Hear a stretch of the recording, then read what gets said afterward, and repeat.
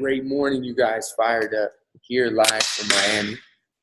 There you go. She's keeping it cool over there if it gets too hot with that fire extinguisher. It's going to be an epic day. We're at our new place officially. Give you guys a little preview. I would give you guys a view, but I think we'd get blacked out. So that's the view. That's the bay right there. To give you guys a little experience at Triple M on the bay. Fired up, you guys. Today we got an amazing, amazing Triple M. It's going to be by the incredible Oprah Winfrey. So it's amazing to see where she came from to where she is. And I think that for me, just when I hear Oprah, if I can see that big of a spectrum change, for me, it makes me believe this for me.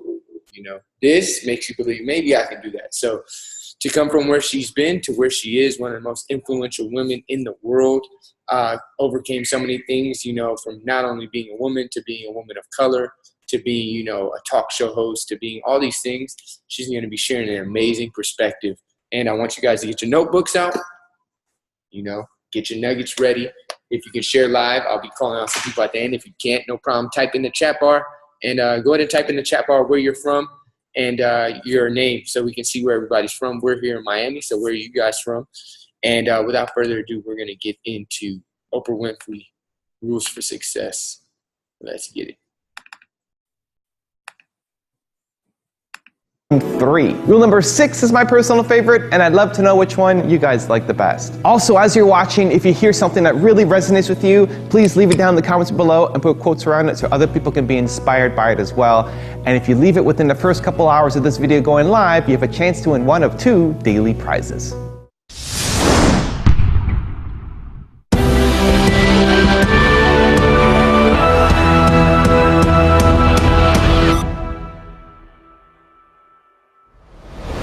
You know, because when I first started making money and it was, you know, my salary or my earnings were published all over the place. I mean, the first year I was like, really? Did I make that much money? Oh my God.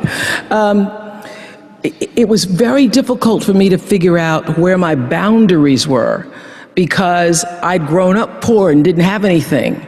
So it's easy when you don't have anything and people ask you for money. They say, I need $500. And you say, I don't have it because I'm just trying to get my rent paid. It's harder when your multi-million-dollar salary is now in the paper and you get a lot of friends and cousins you didn't have before. So how do you set boundaries for yourself? I was having trouble setting boundaries for myself for even strangers. People would just show up at my door in Chicago and say, Oprah, I left my husband, please help me. And I would, because she knows I have it.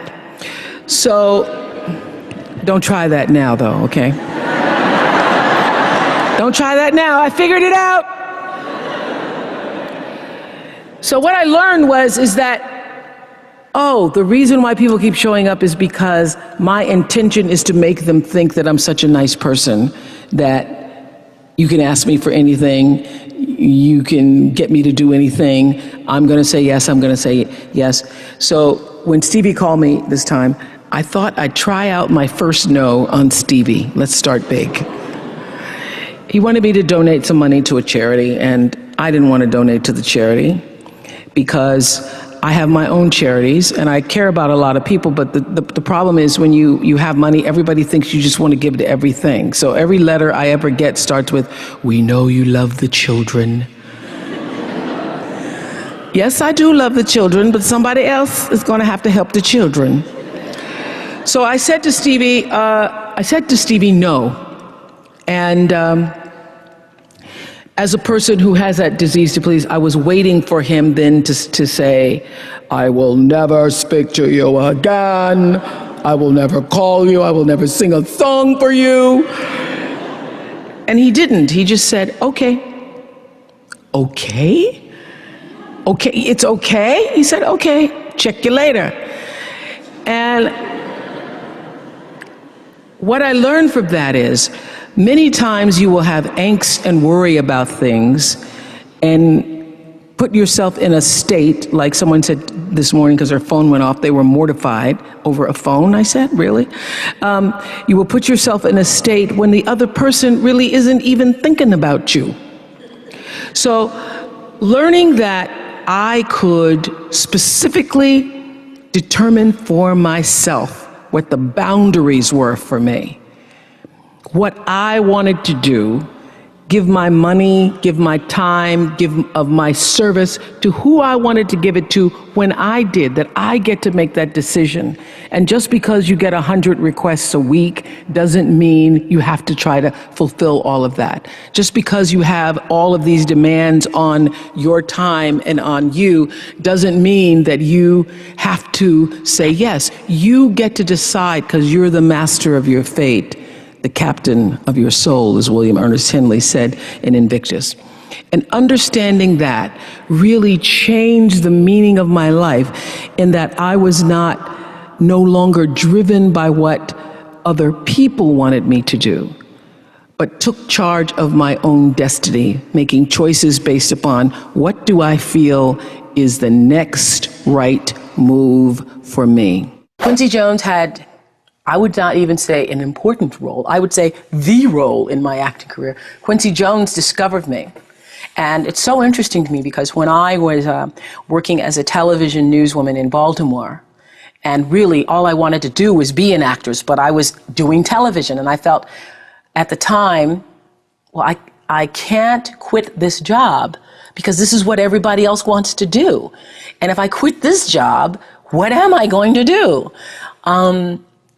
And I was going to a speech coach at the time that the station had sent me to. The broadcasting school, they sent everybody to the same woman. And I was telling her, I really don't want to do this. What I really want to do is act. And she says, my dear, you don't want to act. Because if you wanted to act, you'd be doing it. What you want to be, my dear, is a star. Because if you wanted to act, you'd be waiting tables in New York. And I thought, now why am I going to wait tables if I'm already working in TV? So I said, well, what I think is going to happen is I will be discovered. Because I want it so badly, somebody's going to have to discover me. And she said, you just dream. You dream, you're a dreamer. So when it happened, I called her up. I said, you will not believe this. I got discovered. And it really was a discovery. It's like one of those Lana Turner stories, only it wasn't a drugstore. He was in his hotel room, saw me on TV. It was unbelievable. So the interesting thing about that is that I truly believe that thoughts are the greatest vehicle to change power and success in the world. Everything begins with thoughts. I mean, the chairs that we're sitting in, the room that we're in, all started because somebody thought it. So I thought up The Color Purple for myself. I know this is going to sound strange to you. I read the book. I got so many copies of that book. I passed the book around to everybody I knew. If I was on the bus, I'd pass it out to people. And when I heard that there was going to be a movie, I started talking it up for myself.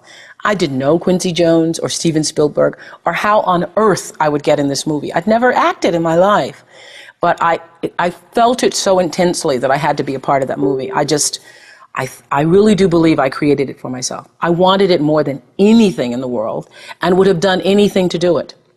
Anything to do it. Turn your wounds into wisdom. You will be wounded many times in your life.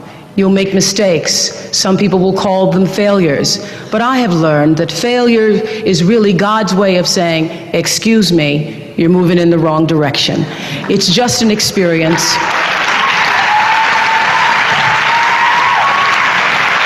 Just an experience. Just an experience. I remember being taken off the air in Baltimore, being told that I was no longer being fit for television and that I could not anchor the news because I used to go out on the stories. And my own truth was, even though I'm not a weeper, I would cry for the people in the stories, and which really wasn't very effective as a news reporter, to be covering a fire and crying because the people lost their house. And it wasn't until I was demoted as a on-air anchorwoman and thrown into the talk show arena to get rid of me that I allowed my own truth to come through. And the first day I was on the air doing my first talk show back in 1978, it felt like breathing, which is what your true passion should feel like. It should be so natural to you. And so I took what had been a mistake, what had been perceived as a failure with my career as an anchorwoman in the news business, and turned it into a talk show career that's done okay for me. What drives you to keep working so hard? You could, you and I are in the 60s category. And so when you're in your 60s, you've lived more than you're going to live, realistically. So when you realize you've lived more than you're going to live, you can say, why not relax a little bit? Why not just ease up? Why have you decided to even work harder than you did before? Because I think, David, that everybody, the thing that works for me all these years, whether it was the magazine, or which I still have, or whether it was the show, I understood that there's a common denominator in the human experience. And I want the same thing you want, which is the same thing you want and you want. What we all want is to be able to live out the truest, highest expression of ourselves as a human being. That doesn't end until you take your last breath. What is the truest, highest vision that you hold for yourself? No matter where you are in your life, there's always the next level. There's always the next level to the last breath. So I feel that I always knew that I would be done with the show when I felt like, oh, I've said as much as I could say here on this platform. And then how will I be used? If there were a theme song to my life, Amazing Grace would be one of them, and Keep On Using Me Till You Use Me Up would be another one. You know that Bill Withers song? Yes. So I feel that until you have used your value as a human being, you're not done. When I first started as a broadcaster, I was 19, very insecure, thrown into television, pretending to be Barbara Walters, looking nothing like her, and still going to college. So I do all my classes in the morning from 8 to 1, and then in the afternoon I work from 2 to 10 and did the 6 o'clock news. And would stay up and study and all that stuff, until 1, 2, or 3 o'clock in the morning, and then just start the routine all over again. And my classmates were so jealous of me that I remember taking my little $115 paycheck, and at the time I thought it was really a lot, but taking $115 and trying to appease them. I would anytime anybody needed money, I was always offering, oh, you need $10, or taking them out for pizza, ordering pizza for the class and things like that. That whole disease to please, that's where it was the worst for me, I think, because I wanted to be accepted by them and could not be, because first of all, I didn't have the time. They wanted me to pledge, and I didn't have the time to pledge. I didn't have the time to be a part of all the other college activities or a part of that whole lifestyle. And it was very difficult for me socially, really one of the worst times of my life, because I was trying to fit in school and be a part of that culture, but also trying to build a career in television. It's very difficult for me to even see myself as successful, because I still see myself as in the process of becoming successful. To me, successful is getting to the point where you are absolutely comfortable with yourself, and it does not matter how many things you have acquired. The ability to learn to say no and not to feel guilty about it, to me, is about the greatest success I have achieved. The fact that I have, in the public side, done whatever is fine. It's all a part of a process for growing for me. But to me, to have the kind of internal strength and internal courage it takes to say, no, I will not let you treat me this way, is what success is all about. It's the same thing that prevents you from being abused as a child, that prevents you from being abused as an adult, that allows you to build success for yourself. I will not be treated this way. I demand only the best for myself. You are worthy to say no. That it's okay if you say no. It's okay if you say no and then people don't like you. That's really okay. The important thing is how you feel about what you're doing, how you feel about yourself. It's a long struggle, though. It's a long struggle. And I'm just hoping that, in the work that I do on the show and the speaking that I do around the country, and that young people who are watching this can get the lesson sooner than I did.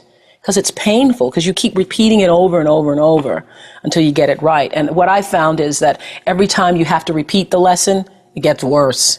Because I call it God trying to get your attention, the universe trying to get your attention. So we didn't get your attention the first time, so we're going to have to hit you a little harder this time. So I'm still doing it. I'm still learning. Create the highest, grandest vision possible for your life, because you become what you believe. When I was a little girl, Mississippi, growing up on the farm, only buckwheat is a role model. watching my grandmother boil clothes in a big iron pot through the screen door because we didn't have a washing machine and made everything we had.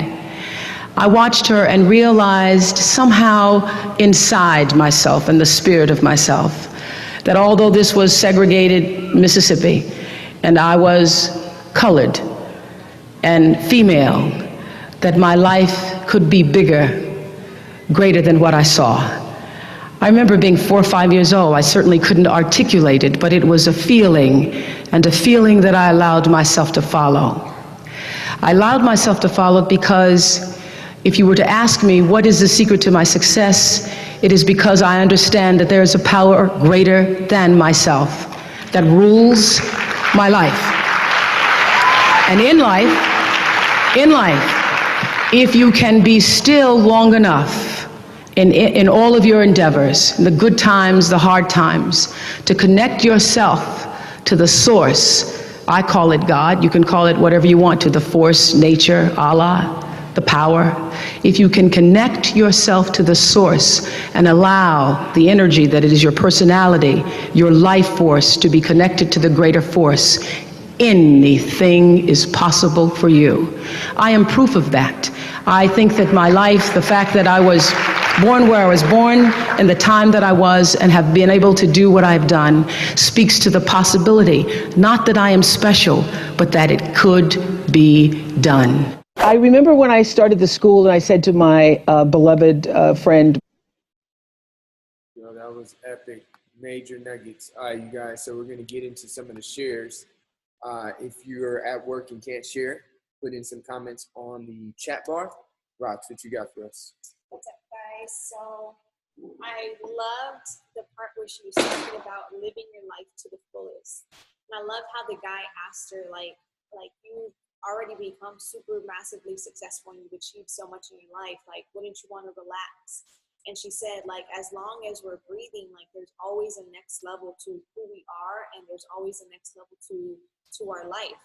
And for me personally, I believe it to be true simply because I've noticed for me, for instance, when I've thrown growth like somewhere in a closet, like is when I feel like there's something missing.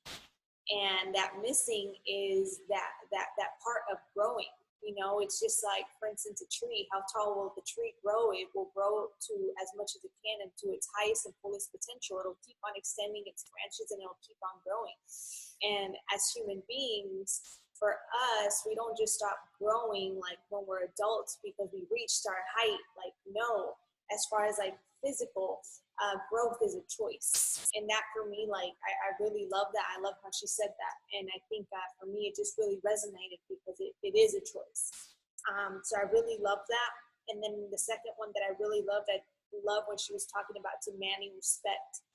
And she said, for me, the truest like success is being able to say no and not feel bad about it. You know, for me too, like I remember when there were times where I would compromise who I was or how I felt, and just to be a people pleaser and just to not say no. And we were listening actually to a book, and they talked about that, like just being able to say no powerfully, and that way you don't like feel bad, but then also to be a yes powerfully. So those are my takeaways. It's great stuff. Love it. For me, a couple of my biggest takeaways are, number one, create the life you want.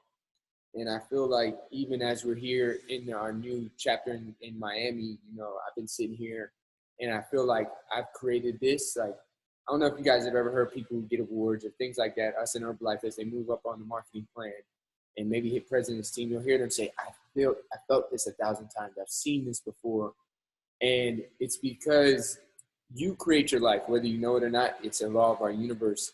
The only thing is a lot of people don't know it. So what they do is they take their current circumstance and their environment, however it happens to be, how their parents created it, how their community created it, how their culture and country created it, and they focus on what is. And then they continue to get more of what is. And then that creates their future by happenstance, by random, by whatever happens to be in their environment at the time. And those people that choose to intentionally say, hey, you know what, I'm going to focus on what I want, not just what currently is. If you heard her say that, that's what she said created her future. And I'll never forget what started changing for me in my life is when I started thinking about what do I want the next 5, 10, 15, and 20 years to look like. Because there was a time when I was younger when I only thought about a week in advance. What are we doing this weekend? That was what I thought about. What is popping Friday night? That was what I was creating. We about to go here. We about to hit up this spot. I'm about to wear this. That was the thought pattern. And then it got to a point where I was like, okay, maybe there's more to life than this weekend. And I'm getting older. I hit 21. I'm hitting 25. I'm hitting 30. And this happened before I was 30. I was about 26, 27 when I started thinking about it. I was like, what do I want the next 5 to 10 years to come? Because God willing, they're going to come. I'm not going to bank on something taking me out and I don't get to live 5 years. I'm going to bank on, I'm going to live a long life. And what do I want that long life to look like? And I just started asking myself that. And I implore everybody, just start asking yourself, what do you want 25, 30, 35, 40, 45, 50, all the years of your life? What do you want them to look like? Who do you want to be around? Where do you want to live? What do you want your health to be like? What do you want your experiences on a daily basis to look like? And don't limit yourself. Don't say, well, this is what's possible for me, or I'm going to just be a realist. One of our friends out here in Miami said something that was so powerful to me yesterday. He said, realists are just pessimists in disguise. He's like, you got to be an optimist. I was like, damn, that's a good one. So creating a life you want, not the life you think is practical, not the life you think maybe you deserve because you don't deserve that much, not the life that you see everybody around you get. What is the life you want? And don't put any boundaries on it, because look at Oprah. She didn't put no boundaries. And look at where she ended up. That was amazing. All right, next one for me. Live your life to the fullest. She said there's always another level. You could be 99 and there's another level for you. You could be 7 years old and the biggest kid on the block. There's another level for you. There's always another level. And finding what it is for yourself, pushing yourself to that level, that is one of the best joys. And then lastly, you become what you believe. She said even as a little girl, she believed something different, and then she said something else that was really key. She allowed herself to feel the feeling and go with that feeling. So just asking yourself as you're creating your future, when you're thinking about the next 5 and 10 years, what do you believe is possible for you? What do you believe is going to look like? And ask yourself, if it looks a certain way that you're like, dang, I don't like the way it looks. Who told you it has to look like that? Who gave you that belief? Do you think because you look a certain way, you're a certain gender, you come from a certain neighborhood, you speak a certain way, you have a certain body shape, do you feel like that something along the way you got the message that that was the way it had to be for you now? And if so, start to question your beliefs. That's the first thing to change beliefs, is becoming aware of them. Oh, I believe this. And then start questioning them. When did I pick that up? Why do I believe that's true? Is it true? That's a good one to ask yourself. Is it true? I used to think 9 to 5 was the only way to make a living and be safe. And then I started asking myself, is that true? If you remember 2008, when everybody lost their jobs, I was like, this ain't even true no more. So starting to ask yourself, is this true? What do I believe? Is this something that empowers me? And start to face them instead of just thinking, oh, that's the way it is, because then you never try. So those are my big takeaways. Give me a thumbs up or a smile if you're excited to take away. We got Selena Ibarra. I see her tagging everybody on Facebook. I love it. Demand respect. It's okay to say no. I've struggled with this a lot and started to say no since last winter. People have left my life. However, it's helped me stand up for myself and get respect. Say no and be comfortable with yourself. Awesome. Love it. And thanks for the congrats on the new place. Love it. Give me a thumbs up or a smile if you're excited to share. Let's get it. Everybody's taking in the notes. So let's get it. Ashley Ann, what you got for us? Great morning, you guys. I love it. I love it. I love your new place. I'm excited to see what it has in store for you. You guys are awesome. So my takeaway, I actually had two, was you become what you believe. But under it, she says, understand that there's a greater power than yourself that rules yourself. And I had just gotten into reading The Power by Rhonda Byrne. And it's just taken over my life, and I love it because it's just a different way of looking at everything, being grateful for everything that we have, and understanding that this is not, what you're doing right now is not your everything. You're working towards being better tomorrow and every day after. So that there was one of my takeaways, and I really want to be quick. I'm so sorry, you guys. But my other one was demand respect, because you're worthy enough to say no. If you're not comfortable with doing something, if you're not comfortable with giving something in a certain way, then don't do it. It's okay. The disease to please is not what's going to carry you like forward. So that one was a huge one for me. And she still said that she she sees herself as getting successful. And for successful for her, it meant like it's in her internal courage to say no, and you won't let someone treat you a certain type of way. So as we grow and as we change and as we learn, it's amazing to see like everybody getting successful, because everybody's learning who they are and being more comfortable in that space to grow. And so everybody's getting successful every single day. So great Monday, you guys. Love it. Great takeaways. Epic, epic. I love that book, The Power by Rhonda Byrne. Check that one out. The audio and the book are both powerful. Let's get 1 to 2 more takeaways. Give me a thumbs up or a smile if you're excited to share. Let's get it. Chrissy, what you got? Give us a nugget. Well, I was listening. Oh, I see Ricky there too. Ricky, give us a nugget to both of you guys. Actually, I kind of paid attention when she said, when you can breathe is when you start living. Because when I had my 8 to 9 or my 9 to 5 job, I was stressed all the time. And when I decided, you know what, this is not for me. And I was working there for many, many years. And when I said, this is not for me, this is not life for me, I want to become a Zumba instructor, I became what I wanted to do. And as soon as I stepped into that gym and I gave my first class, I was breathing. I was living. So I felt some kind of connection with that. So now I want more. And now it's like my goals have gotten, bigger. And now I feel like I need to breathe even more. So yeah, that was my takeaway. You? No, I wasn't. Yeah, that's pretty much it. I actually was in and out. I didn't get a chance to listen to it, but I just got a chance to listen to what you were saying, Obs, and just basically that. I mean, I'm at the 9 to 5 now, and I am still going, thinking about the next week and the week after, and I need to go. I need to maybe look at the bigger picture and see what else is out there. I mean, I guess. I love it. Yeah, thinking about the big picture. I love it. Great stuff. Great takeaway from both of you guys. Love it. It's going to be an amazing day. We got room for one more. If somebody's like fired up to share, give me a thumbs up or smile. If not, you guys post this on your. Oh, we got one more. Alexis, give us a nugget. What was your biggest takeaway? Hi, good morning, you guys. So while I was listening to all of this, it kind of hit me hard what Aubrey was saying as well. I used to be the person that would fear speaking to people, telling them what I wanted in life because I was afraid of neglect or them rejecting me, and then me having to go look for someone that would say yes to me. And so finally, with all these motivational videos and this one, it hit. There came a point where I just got tired and I said, no, I'm just going to start speaking my mind, telling what I want and pursuing it and focusing, because no one else is going to give it to you. Only yourself can stop you.